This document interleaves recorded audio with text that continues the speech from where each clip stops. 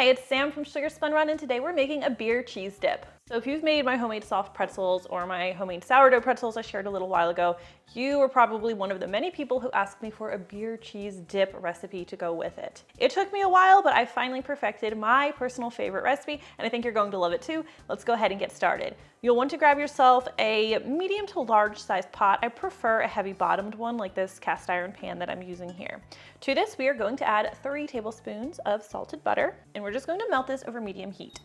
All right, once your butter has melted, we're going to add our cornstarch. We're using 2 tablespoons of cornstarch. I'm just going to sprinkle this in, and we are going to whisk this in until we have like a nice paste. Now, while I'm whisking this, I'm going to add my spices to help develop the flavor, starting with a half teaspoon of garlic powder, a half teaspoon of table salt, 3/4 teaspoon onion powder, half teaspoon ground black pepper, half teaspoon ground mustard, 1/4 teaspoon smoked paprika, and just a dash of cayenne pepper. You can leave this out if you prefer. I'm actually gonna go a little light on that. Whisk everything together. All right, now this does come together pretty quickly, so you do wanna make sure you have all of your ingredients measured out in advance. And for any of you who are new here, I always put the full recipe with the ingredients and the instructions in the description. You can also find a link to print the recipe there. All right, next ingredient you need is half and half. You need a cup of half and half, or you can mix together half cup of milk and half cup of heavy cream. And while we're whisking, we're slowly gonna drizzle this into the mixture we have here. And after you add the cream, you want to whisk it until it's thickened. If you add it in nice and slowly like I do, it's pretty much going to be thickened by the time you finish adding all of the half and half. All right, next thing we're going to add is some beer. You need 2/3 cups of beer, and you can technically use any kind of beer that you like. Go ahead and get this added before we talk a little bit more about the beer. You know how you're supposed to pour beer, like against the glass? That would have made this a little easier for me. And I'm going to slowly drizzle this in while whisking. All right, and as I was starting to say, you can get away with using a lot of different kinds of beer for this recipe. IPAs work fine, though I recommend staying away from anything that's too bitter. Some bad experiences with that. This is a blonde ale. Wheat beer should be good, lager should be good. Something that you enjoy drinking should be fine here. I'm personally not a beer drinker. I love beer cheese dip, don't love beer, so I had my husband verify that this recipe was as good as I thought it was because he is a beer drinker. He's the one who picked out the beer for me. Well, the many beers. We tested this recipe a lot of times. All right, so I just wanted to give this a minute to cook until the beer was cooked through. Now at this point, I like to turn my heat down just a bit to about medium low. Now we can add our cheeses. I start with 6 ounces of shredded cheese. Now you could use all sharp cheddar for this recipe. I like to use a blend of sharp cheddar and Monterey Jack, which is a slightly softer cheese. It melts nicely. Again, you can be pretty creative here. I don't recommend using an extra sharp cheese, which can be a little bit gritty, can give like a little bit of a gritty texture, but you could use all Monterey.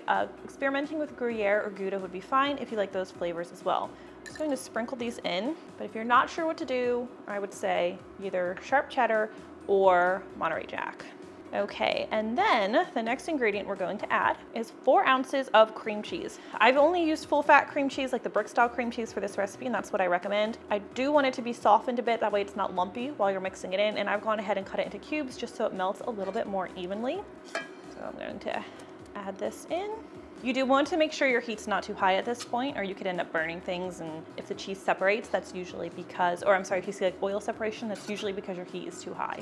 Okay, at this point, the beer cheese is actually pretty darn good as it is, but I like to add either a teaspoon of Worcestershire sauce or 2 teaspoons of coconut aminos to it. I'm going to stir those in now. Some people will also add a bit of Dijon mustard, like a teaspoon or 2. I feel like it kind of overpowers the dip, so I don't add mustard here.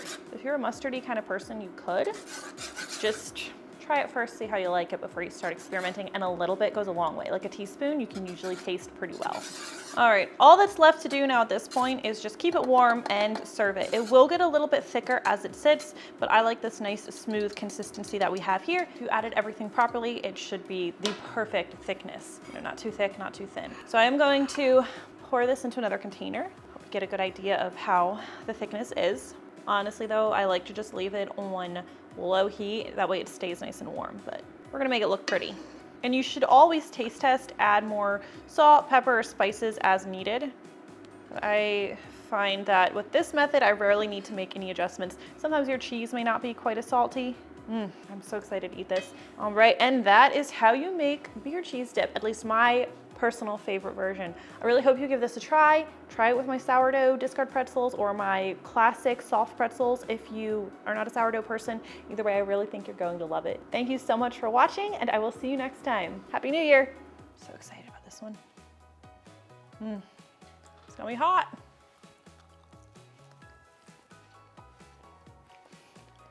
That was a good dip.